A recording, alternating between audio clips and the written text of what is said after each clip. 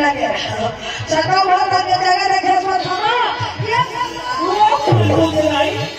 ओ पूरी भगवान बढ़िया का सा बोला दे जा ये जगह पे हमने पाहुल के आज तो भाई पांडव पर्वत है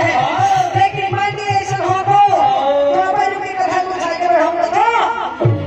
तारे बाहर में साउदी बोलो वृंदावन की हाथी ला लेती ये जिंदगी की नहीं है ठिकाना लहर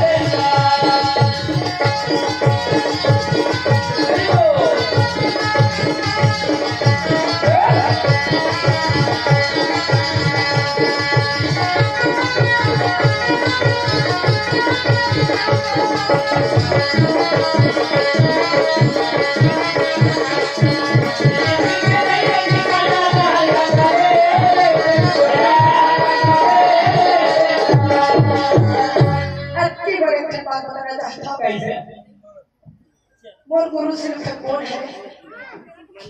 छोटे का तो रेडियो विजन भाई के कार्यक्रम चले और मेन गुरु सतनामी है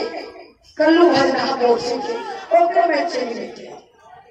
और ओकर बाद महाभारत पूरा घरे मोर गुरु और सबकी दौलत ढूंढ के गुरु है मोर विजन भाई तो मोर गुरु विजन भाई के लिए एक बात जोरदार तालियां अब कल्लू भजना गुरु देव के लिए जो करता है बोल वृंदावन हरिलाल की जय।